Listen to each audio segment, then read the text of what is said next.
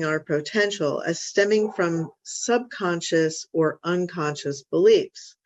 Can we have subconscious or unconscious beliefs that negatively impact our lives? And what beliefs do the subconscious and unconscious have that would be negative?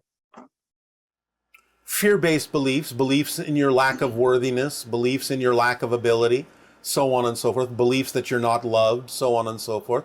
Yes, of course. This is why we say it's so important to understand what those negative and fear-based beliefs that may be residing in your unconscious or subconscious mind are actually telling you. This is the whole idea of investigating what your beliefs are, to bring them into your conscious mind, into the light, so you have something to work with. So yes, there can be a large repository or a small repository or even one unconscious or subconscious negative belief that can be preventing you from being yourself and moving forward until you figure out what it is, until you ask yourself, what would I have to believe is true in order to be experiencing or feeling what I'm experiencing or feeling? Because if you understand that beliefs generate feelings, that there's no such thing as a feeling or an emotion or an experience without believing something to be true first, then you will understand that if you are having uncomfortable feelings, uncomfortable behaviors, uncomfortable experiences that don't feel right, that don't feel in alignment with who you prefer to be, then you have to know by definition that those must be coming from a belief that you're unaware of. And therefore that means they're residing in your unconscious or subconscious mind. Find out what they are by asking that question. If I did move forward on my excitement, if I know what that is, what am I afraid might happen? That will usually reveal what the subconscious belief or unconscious belief is. And how do you suggest we as humans overcome our bad cravings and addictions during the moments when they are triggered, when we know deep down inside that they really don't serve us? Again, addiction is the product of a belief system that allows you to feel that you are disconnected from your power, disconnected from source. It's a feeling of emptiness, in a sense, that you try to fill with whatever it is you're addicted to, thinking that it will actually make you feel fulfilled, and there may be a temporary effect that makes it seem as if you're fulfilled. But again, it comes right back, because you cannot fill that kind of empty feeling, that kind of negative belief, with things in the physical reality. Or people will be addicted because they don't want to face those kinds of beliefs. They're afraid to look deep within themselves, and therefore they do things and put substances within their bodies, be it food or drugs or what have you, that numb the feeling so they don't have to pretend that it's there. They don't have to look at it. They can say, I can ignore this. It's not really there because I can make it go away with this substance or this behavior or that behavior. So it's either about trying to fill the empty hole you feel, or it's about trying to numb the feeling so you don't have to pay attention to it. But in both cases, it's simply an avoidance of trying to find out what that belief is that is creating the emptiness that makes it seem as if you're disconnected from source, disconnected from your self-empowerment. So again, deep investigation and a willingness to find out what that fear-based belief is and listen to what it's telling you will make it appear nonsensical, and then you have every resource you need to let it go and no longer find that the addiction has to be there, because now you're not trying to fill an empty hole or numb something that you're afraid to look at.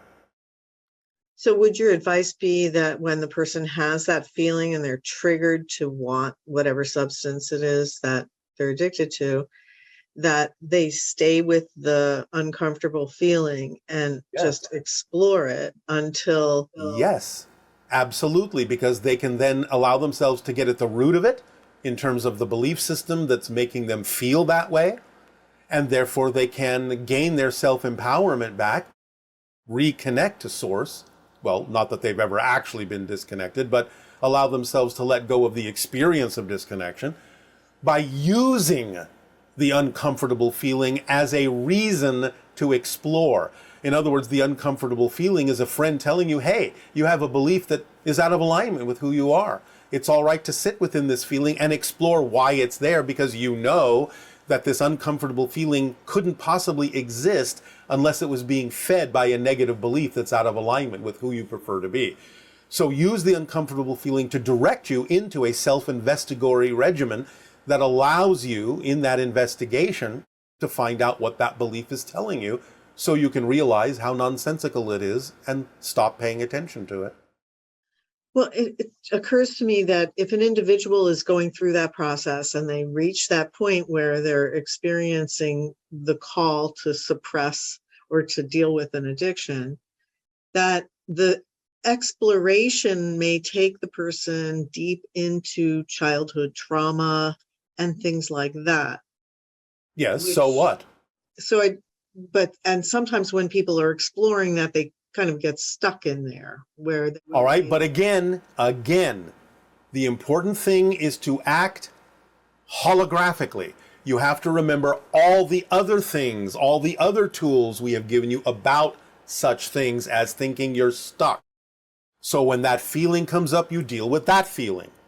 When the feeling comes up of childhood trauma, you realize that that doesn't exist for you as an adult if you understand that you're a completely new person and that you're creating a new past. You have to remember all the tools and techniques when they come up, when those challenges come up, and apply the tools and techniques that are appropriate for that particular challenge.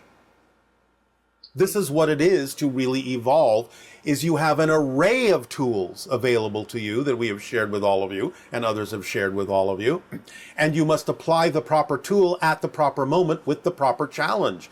You don't just assume, oh, I don't have any tool to deal with this now that that's come up. Now that I feel stuck, well, I guess I just don't have a tool to deal with that. You do have all the tools, and you must remember to apply them when a specific challenge comes up. Apply the specific tool that has been shared with you to deal with that specific challenge. You can't just let it go and go, oh, well, I don't have a way of dealing with this. You do. I see. All right. Okay, so do signature vibrations evolve or change in any way?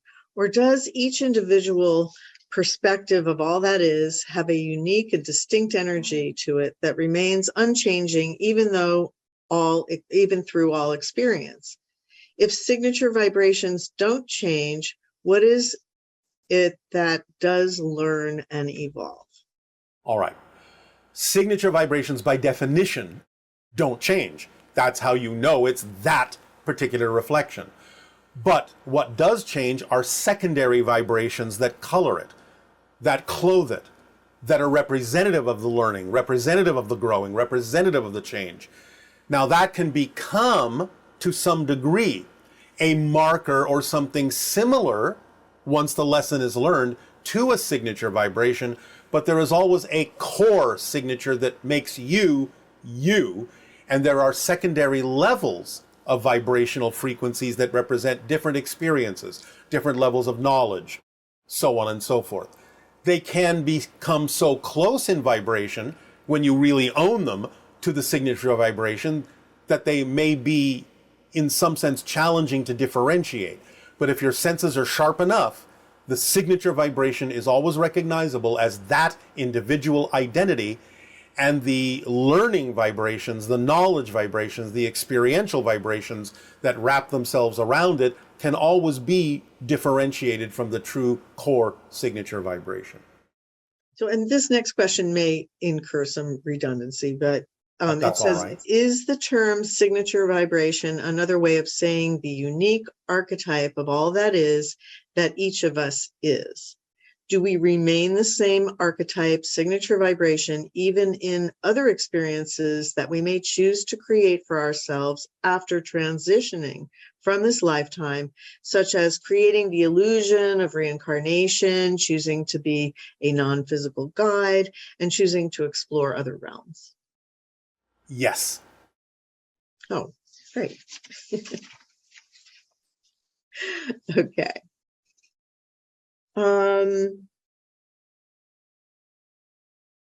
I remember, this is person saying, I remember the heavenly, beautiful place I was in before I was born, and after which I thought, this world is so primitive. Do all humans come from that place and most of us just forget? Yes, everybody comes from that place. Now, yes, of course, there are differentiations even within the spirit realm. But that's our natural state. It's everyone's natural state. And therefore, everyone comes from that place and goes back to that place. Everyone goes home.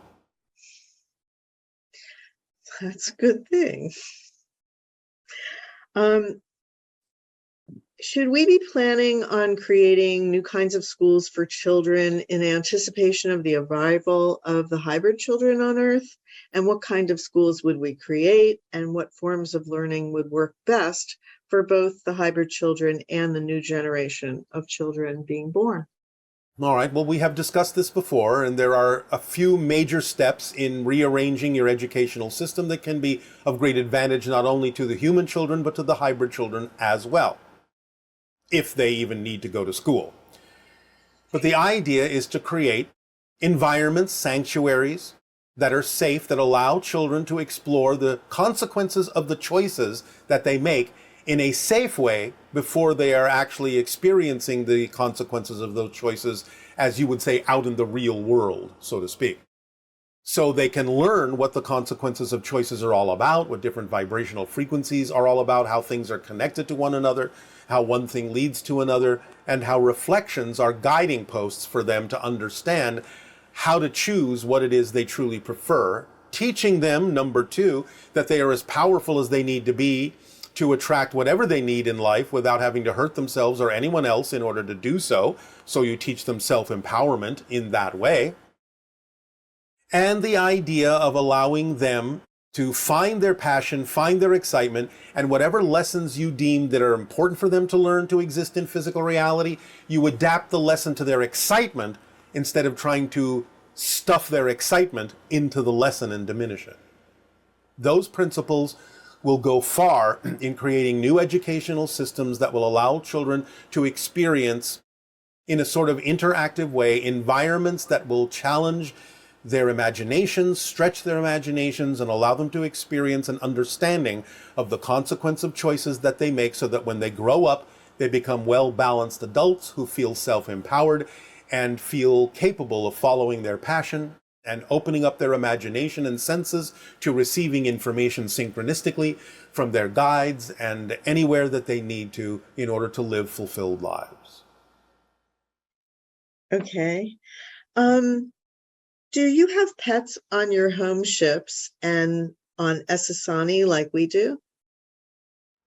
There are animals that may choose to be with us on the planet, and some will even sometimes choose to come with us on the ships, but they're not pets. They're making these choices independently to be with us. Again, much in the same way that the cats on your planet, they're not really pets. They're choosing to be with you because they're not really domesticated in the classical sense. They choose to be with you for their own purposes. Doesn't mean that they can't love you, they do. But again, they're more independently minded and make their choices more independently than many other pets, as you call them, on your planet. So the idea is that all the animals on our planet simply make the independent choice to either be with us or not, depending upon their themes of exploration or their feelings at the moment as to what works for everybody synchronistically. Because remember, we operate in pure synchronism, and that extends not only to the beings called the Sani beings, but also to the idea of any animal life or any other version of life on our planet. And why did our Oversoul remove the dinosaurs via asteroid from planet Earth and not allow them to evolve side by side with Sasquatch and eventually humans? Is there a planet that you know of that has a prehistoric-like ecosystem as seen in Jurassic Park? The Oversoul didn't choose, once again, to remove the dinosaurs, and of course it didn't remove them all, because many branches of the dinosaurs evolved into what you now experience as birds, which your scientists are now recognizing and calling avian dinosaurs. So they still are with you, many of them, but it's not about the Oversoul choosing that in the sense, once again, as we explained before. Each Oversoul has a definitive theme that extends into souls that have definitive themes that extend into higher minds, that have definitive themes that extend into personalities that have definitive themes. So the idea is simply, this is the definitive theme reality wherein most of the dinosaurs, as you say, went away so that humans could evolve, so that souls could experience that particular kind of evolution. And the idea is that's simply germane to this particular oversoul experience. Whereas, yes, there are other oversouls where the dinosaurs or other life forms, as you may have called them, past life forms, do still exist. And many variations therein, in between all of that. But this is just the theme of this particular oversoul. It's not like it actually had to make a conscious choice to have that happen. It's simply the way this oversoul happened to operate. And do people need to be fully awakened to be able to live in New Earth where there is only love and harmony with each other? Can they still live in New Earth even if they don't 100% comprehend what you've talked about? Of course. Many people understand these things instinctively without having heard of us at all. And they don't have to be what you would call fully awakened to start navigating in the direction of more positive representations of Earth. But it depends upon what you mean by fully awakened. People do have to have enough of an awakening to make the choices that navigate them in the direction of a more positive Earth. Shall we simply say they do have to have a little bit more of an optimistic attitude than a pessimistic one, if you want to oversimplify the concept, in order to arrive at more positive versions of Earth? But no, it's not necessary for them to have a full awakening and everyone be an ascended master in order to arrive in versions of Earth that are more positively constructed and oriented. But it's a beginning toward that idea.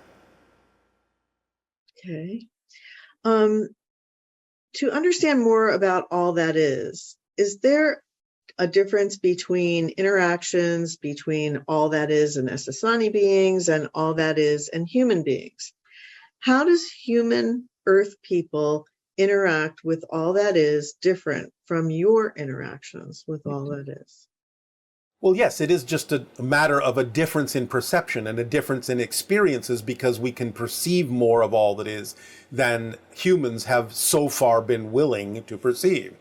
It's not that the fundamental differences exist.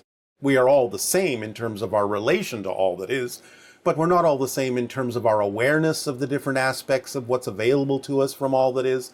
So we have more perception of different things that are available to us and different experiences that we have than you have, simply because you haven't become aware of all the different availabilities that can come from all that is to allow you to experience your reality in a broader, more expanded way, while we have.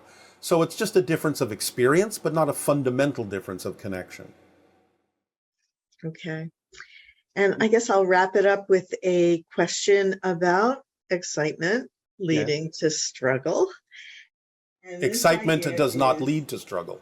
Right. Well, this individual is asking, when I followed my highest excitement, I experienced some struggling conditions. When that happens, it's no longer my highest excitement because I'm not happy.